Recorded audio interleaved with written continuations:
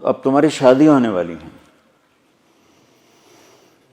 تو آنے والی کو دیکھو نا کتنی بڑی قربانی کر کے آ رہی ہے، گھر، ماں باپ، بہن بھائی، سہیلیاں، ماحول، ہر چیز چھوڑ کے وہ آ رہی. تم آتے ہی اس کو کڑاہی میں ڈال دو تو اس کا کیا حال ہوگا. اور جتنی کوئی مشین قیمتی ہوتی ہے اس کی ڈائی اس سے بھی قیمتی ہوتی ہے. ڈائی سانچہ انگریزی میں ڈائی کہتے ہیں، اردو میں سانچہ. مرسڈیز کا جو سانچہ ہے جس میں مرسڈیز ڈھلتی ہے وہ مرسڈیز سے زیادہ مہنگا ہوتا ہے. اس پہ کوئی ذرا بھی خراش آ جائے نا اس کو تبدیل کر دیتے ہیں، نیا لگاتے ہیں. یہ جو 2-3 سال ایک ہی ماڈل چلتا ہے کہ نیا ماڈل لانے کے لیے کروڑوں ڈالر پھر خرچ کرنے پڑتے ہیں کہ نئی ڈائی بنانی ہوتی ہے، نیا سانچہ بنانا ہوتا ہے. اس لیے 3 سال ایک ہی ماڈل چلتا ہے. تو دنیا کی سب سے قیمتی مشین انسان ہے جس کا سانچہ ماں ہے، جس کی ڈائی ماں ہے. مرسڈیز کے سانچے پر خراش پڑے تو بدل دیتے ہیں، اور ماں بن گئی ہے بچی اور اس کے پیٹ میں بچہ ہے، سسر اس کو ڈانٹ رہا ہے، ساس اس کو ڈانٹ رہی ہے، نندیں اس کو ڈانٹ رہی ہیں، دیور اس کو ڈانٹ رہے ہیں، خامد اس کو ڈانٹ رہا ہے، تو ڈائی اندر میں تو پرزے ہو گئی نا. آج کل بچے پیدائشی ڈپریشن کا شکار ہیں کہ ماؤں پر وہ تشدد ہوتا ہے ماحول. کہیں اس کا الٹ بھی ہو جاتا ہے لیکن وہ بہت کم ہے کہ آنے والی بڑی زوردار ہوتی ہے سارے نے بلا لیں دی، لیکن یہ بہت کم ہے. زیادہ یہی ہے کہ آنے والی ایک عذاب میں پھنس جاتی. تو اس لیے میں نے کہا بیٹا ہمارا دین ہمیں کہتا ہے کہ لڑکا بھی گھر چھوڑے لڑکی بھی گھر چھوڑے اور اپنا الگ گھر بسائیں تاکہ 2 کے مسائل ہوں. اب جو بیچاری جاتی ہے وہ سارے گھر کی خدمت اس کے ذمہ ہو جاتی، ماں کی بھی کرے، ساس کی بھی کرے، سسر کی بھی کرے، اور خامند کی بھی کرے، خامند کی بہنوں کی بھی کرے، گھر کے برتن بھی صاف کرے، جھاڑو بھی دے، سارے کام اس کے ذمہ ہوتے.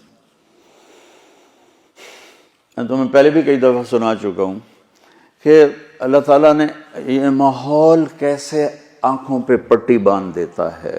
ٹھیک ہے، میری شادی ہوئی فیصل آباد، میرا گاؤں. اس وقت وہاں بجلی بھی نہیں تھی، تو میری بیوی شہر سے اور وحشت زدہ ہماری جانگلی زبان وہ سمجھتی نہیں تھی، چپ کر کے بیٹھی رہتی تھی. تو وہ پھر میرے پاس روتی، تسی بولی جاندے ہو میں نے پتہ ہی نہیں لگتا تسی آگ کی رہے ہو. ایسی کیفیت. اور اللہ نے آنکھ کھولی تو نوکر، کھانے والے الگ، پکانے والے، کھلانے والے الگ، پکانے والے الگ، سودا لانے والے الگ، حکا بنانے والے الگ. حکے کا ایک مستقل نوکر ہوتا تھا جس کا کام تھا صبح حکا تیار کر کے رکھنا اور پھر عصر کے بعد دوبارہ حکا تازہ کر کے رکھنا. اس وقت حکے پر پوری مجلس لگا کرتی تھی.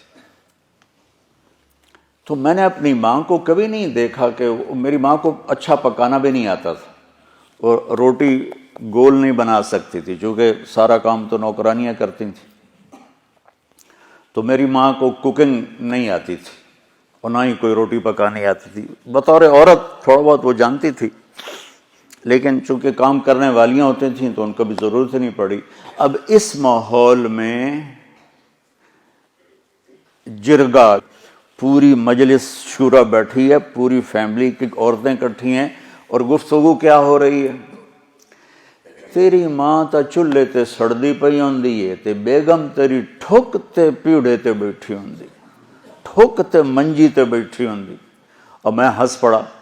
میں نے کہا میری ماں کداں چولہے تے سڑی؟ میں نے کہا میں ہی تا اسے ماں چ جمیا، میری ماں نو تو ہن تائیں پکاونا نہیں آمدا تو کداں چولہے تے سڑی ہے جو میری بیگم جیڑی ہو ٹھک تے بیٹھی تے ماں چولہے تے سڑدی پئی.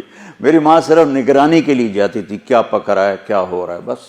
یا جب کھانا تیار ہو جاتا تھا تو نوکروں کو تقسیم کرنا، ڈیرے والوں کو تقسیم کرنا، مہمانوں کو تقسیم کرنا، گھر میں اپنے ہمیں یعنی بچوں کو دینا. یہ ماحول ہے کہ سب کچھ ہوتے ہوئے بھی ڈیمانڈ ہے کہ یہ بھی جھاڑو پکڑ کے شروع ہو جائے. تو دیکھو بیٹا، ایک منفی مزاج ہوتا ہے، جو ممبر پہ بیٹھے تو منفی ہوگا، جو گھر میں جائے گا تو ہوگا، جس جگہ جائے گا وہ الٹا ہی ہوگا. تو میں تمہیں اس سے نکالنا چاہتا ہوں کسی طرح.